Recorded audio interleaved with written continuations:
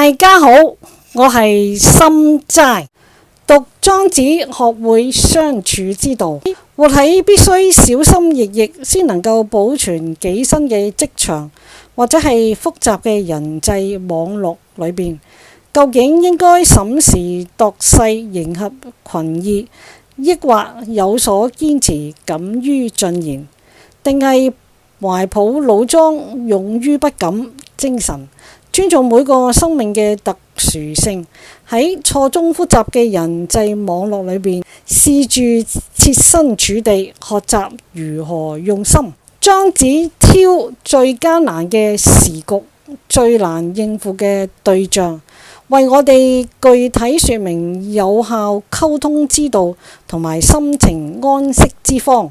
原來真正讓一己不再日日開懷、夜夜好眠嘅，係欠缺主宰自己心神嘅能力。一直到近年，我先至更深刻地了解點解莊子能夠成為歷久彌新、指引無數生命嘅經典。喺人間世裏邊，莊子唔止一次歸結勾勒出呢一啲唔同嘅不可理喻嘅人，佢哋其實都有住一副相同嘅嘴臉。莊子用非常簡單嘅4個字嚟講，叫做不見其過，就係對自己嘅過失既睇唔見，亦聽唔到。你可能困惑呢個世界點樣有咁樣嘅人，但係無需因此而攪擾己心、憔悴己身，因為唔止活喺當代嘅你有咁樣嘅感覺。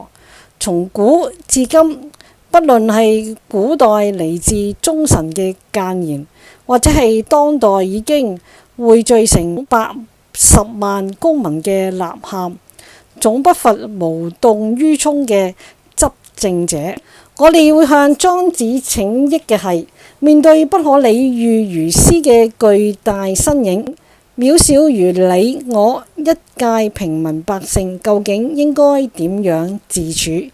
一個讀書人究竟應該做到乜嘢嘅程度？呢個係莊子喺人間世首要解答嘅課題。可不慎且，唔理馬定係虎，都同樣有危險。你要注意嘅就只有用戒慎恐懼嘅心情嚟面對。虎之與人異類，莊子講，老虎同人雖然唔同類，而微養己者，但係佢亦會討好照顧餵養自己嘅自主。點解呢？順也，因為自主能夠順住老虎嘅性子同佢相處。我嘅貓主動走嚟揾我嘅時候，我都會問，你有咩事呢？我就會檢查睇睇，仲有冇飼料，有冇水，或者佢只係無聊想揾個玩伴。一旦我知道自己應該點樣協助配合佢，佢就會非常之開心。顧其殺者亦也，呢個顧係則。如果老虎回頭嚟撲殺你，一定係因為你違逆咗老虎嘅性情。再攞我嘅貓舉例，我後嚟發現要讓佢特別再嚟炒嘅最好方法，就係緊緊嘅抱住佢。佢本來係想揾你嚟玩，可係唔想被緊緊地抱住，所以只要我緊緊嘅抱住佢，佢就好想掙脫。冇一陣間就會逃走，咁樣既滿足佢想同我玩嘅慾望，又唔會對佢太失禮，仲可以節省時間。但係如果今日你激怒咗佢，讓佢想咬你，你一定係觸犯忤逆咗貓性，先至會有呢一種結果。乜嘢叫做忤逆呢？有個學生每一次嚟就一把捉住我嘅貓，我嘅貓怕死我呢個學生啦，佢簡直係萬獸之王，可以將我每一隻貓都馴養得非常之乖。有一日，呢個學生講，老師，你嘅貓點解唔怕你呢？因為你怕佢哋，你要改掉你嘅怕。比方你講出嚟食飯，佢唔出嚟，你就一手捉住佢，拎起佢。耐咗佢就知道主人係唔可以蝦㗎。你睇佢幾驚我。佢離開之後，我決定試一試。我係個別人教我乜嘢覺得有道理就好容易照做嘅人，完全無視於我學生嘅身高有幾多，體重有幾多，臂力有幾多。我大概只有佢一半嘅重量，我點樣有辦法咁樣嘅威儀呢？可係我偏偏想要學。我叫 Miracle，佢一樣喺我書桌旁邊假裝聽唔到。我就諗睇下我點樣制服你。我手一伸，佢馬上一咬，我就馬上快跑下樓到附近嘅艱辛醫院縫咗4針。從此我就知道別人可以嘅，你唔一定可以。莊子教我哋就係咁樣嘅謹慎。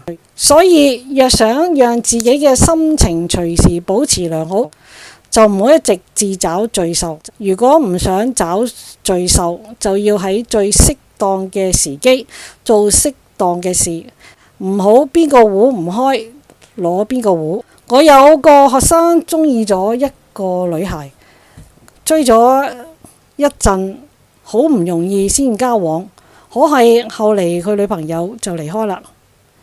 點解呢？佢哋兩個都係我學生，女生剛巧係個虔誠嘅基督徒。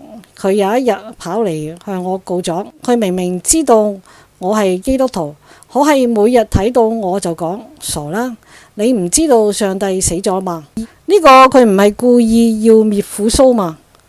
呢個女生好嬲，冇幾耐就離開呢個男仔啦。離開之後，呢個男仔肝腸寸斷啦。雖然因失戀賺咗幾手好詩，可係佢卻唔知道自己老講唔應該講嘅話。所以我哋學習莊子，無形中亦學會點樣應對進退。或許你會講：哎呀，老師，我運氣好，我嘅上司、朋友、情人都唔係老虎，而係性情溫順嘅馬。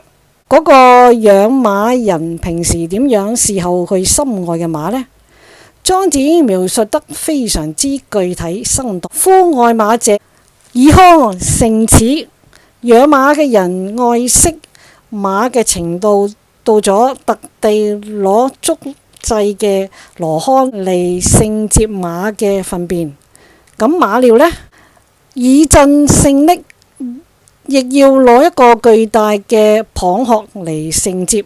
我嘅天啊！我細個嘅時候有搜集蚌殼嘅興趣。呢個大蚌殼可以讓你聽到海潮嘅聲音，非常之珍貴。但係呢個愛馬嘅人卻攞嚟接馬尿。莊子以此讓人知道呢個人愛馬嘅程度。可係就算你咁愛護珍惜，無微不至地侍候佢咁耐，昔有文芒僕園，僕係附住，有一隻蚊子芒蟲停附喺馬身上要叮咬吸血。呢個人想要幫馬拍掉蚊子芒蟲，而付之不時，卻拍打唔係時候。馬兒因為唔知道呢個家伙要幫佢拍掉吸血蟲，反而受到驚嚇，則缺銜毀手碎胸，嚇得發怒啦，就咬斷銜肋，跳騰掙脫咗束縛。馬蹄亦就跟住踢過嚟，踢踏撞破養馬人嘅頭，踩碎咗佢嘅胸膛。我哋睇到呢一幕，唔覺得好冤枉嘛？你諗諗，一個你原以為個性非常好嘅人，如果有一日佢忽然暴跳起嚟，你一定額外震驚。呢個當然係以動物嚟比喻，話俾讀者你要有所警惕。當你邊一個壺唔開，就提嗰個壺。白目去搣虎鬚或者係拍馬腿嘅時候，呢個有可能就係你嘅下場。最後，義有所至而愛有所忘。義就係怒意，喺非常生氣嘅時候，唔理平常主人有幾照顧疼愛，剎那間完全忘記啦。各位，當我哋讀完老虎、馬嘅故事，因為佢係老虎係馬，我哋會覺得呢啲故事都挺正常。咁點解換作人就覺得唔正常呢？有人認為人隨時隨地都100%理性嘅動物嘛？如果唔係咁樣，人有類似馬或者係老虎呢啲言行，唔係都係自然嘛？人一旦動咗唔好嘅念頭，有咗唔舒服嘅感覺或者係誤會，產生種種負面情緒，你過去嘅種種美意、疼愛、照顧，你對佢所有嘅恩義，剎那間完完全全地被丟喺一旁。請注意，何止係生氣嘅時候，就連傷心嘅時候都係一樣。大家回想自己傷心嘅時候，係咪曾經覺得到咗世界末日啦？我曾對一位有啲憂鬱症嘅學生講：你點樣忍心上吊呢？點樣忍心跳河呢？你有咁愛你嘅女朋友，同你咁好嘅哥兒們。佢回答：老師，你唔知道，一旦陷入一個黑洞，你就會不斷地想，不斷地想。當煩惱好似有數千隻螞蟻喺度爬，越嚟越冇解嘅時候，就顧唔到咁多啦。呢個就係愛有所忘，過去種種前因舊義都忘啦，唔在乎啦。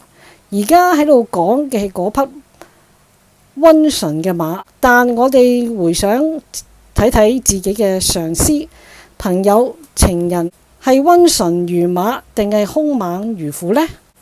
唔理係馬定係虎，都同樣有危險。當破局嘅時候，咁樣想自然就能夠體諒。若能體諒，你要注意嘅就只有自己用乜嘢樣嘅心情嚟面對戒慎恐懼。所以顏合著一段可以講係補足咗人間世同埋應帝王嘅兩個心學論，唔止係心齋，唔止係用心若鏡，而且係要形莫若就，心莫若和，再加一個錦囊，再提醒一次點樣同別人相處，要會睇時機，唔好喺別人生氣嘅時候去觸怒佢。所以你要擁有莊子嘅心靈，嗰個隨時安和靜定嘅心靈。安和嘅靜定心靈可以讓你嘅智慧可以達到嘅最高點。一旦有問題需要溝通，就唔容易心慌意亂，以致表錯情、講錯話。因為一個人心情越失控，負面情緒越多，就會變笨，更容易出錯，人際關係亦將因此越嚟越差。所以可不慎邪。顏合著嘅最後告訴我哋，咁樣邊能唔戒慎恐懼呢？喺人間世處事就係咁艱難，但係如果你能臨淵理薄，戒慎恐懼，同時又隨時注意修養自己嘅心靈，就唔會太難啦。勇於不敢，愛而無傷。莊子從心開始義。蔡璧名書情路職場求學路上嗰啲需要莊子嘅時光。多謝收聽，聽日見啦，拜拜。